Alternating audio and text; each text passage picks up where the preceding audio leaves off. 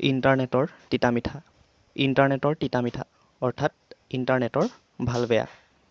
কবি প্ৰণয় দত্তই কুঁৱলী নামৰ এগৰাকী ছোৱালীৰ দ্বাৰা ইণ্টাৰনেটৰ ভাল বেয়া দুয়োটা দিশৰ বহুল বিৱৰণ দিছে, যি দশম শ্ৰেণীৰ ছাত্ৰী। যেতিয়া কুঁৱলীয়ে নৱম শ্ৰেণীৰ পৰা দশম শ্ৰেণীলৈ প্ৰথম হৈ উত্তীৰ্ণ হ'ব, তেতিয়া তাইৰ দেউতাকে কৈ থৈছিল যে তাইক এটা কম্পিউটাৰ কিনি দিব। সেয়ে কুঁৱলীয়ে যেতিয়া ৰিজাল্ট পালে যে তাই ক্লাছৰ ভিতৰত প্ৰথম হৈ উত্তীৰ্ণ হৈছে, তেতিয়া তাইৰ বহুত আনন্দ লাগিছে, কাৰণ তাই এটা কম্পিউটাৰ পাব।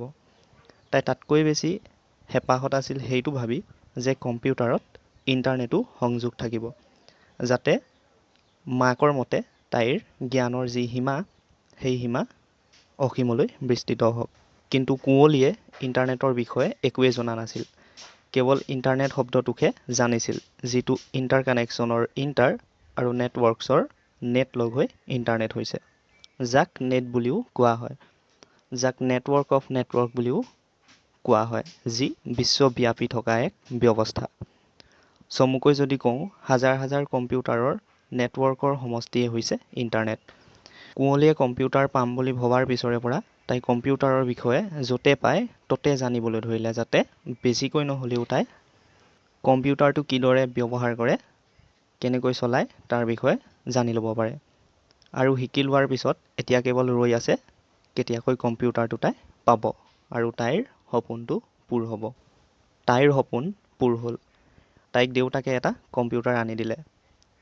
যেতিয়া কেৱল নিজৰ সম্পত্তি হিচাপে কম্পিউটাৰটো পালে, এতিয়া কুঁৱলীৰ মন ইণ্টাৰনেট ব্যৱহাৰ কৰিবলৈ। তাই ভাবিছিল, যেতিয়া মই কম্পিউটাৰটো পাম, তাকে সুধিম হয়নে, মোৰ যি কুৱেশ্যন আছে।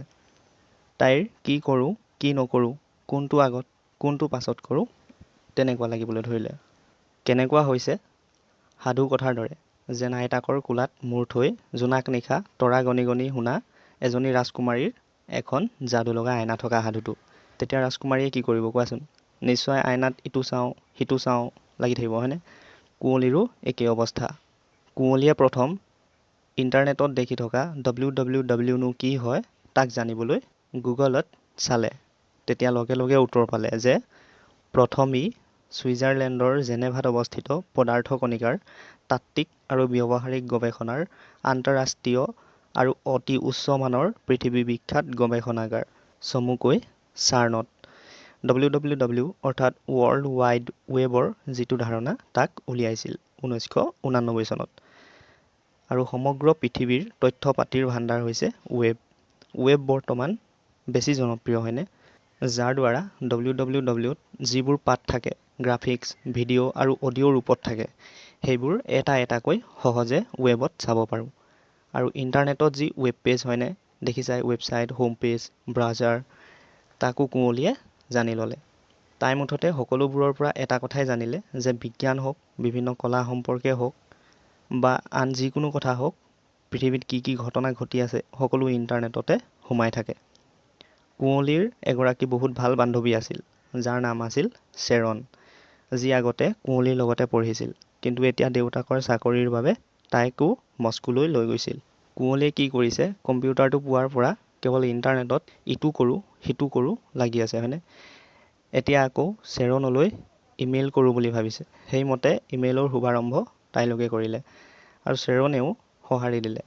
তাই মাক দেউতাকৰ লগত ছেইণ্ট পিটাৰ্ছবাৰ্গলৈ ফুৰিবলৈ যাওঁতে উঠা ফটো আৰু তাৰ অভিজ্ঞতা, যে সেই ঠাইডোখৰ কেনেকুৱা, মানুহ কিয় যায় সেই ঠাইডোখৰলৈ, সেই সকলোবোৰ কুঁৱলীক দেখুৱালে।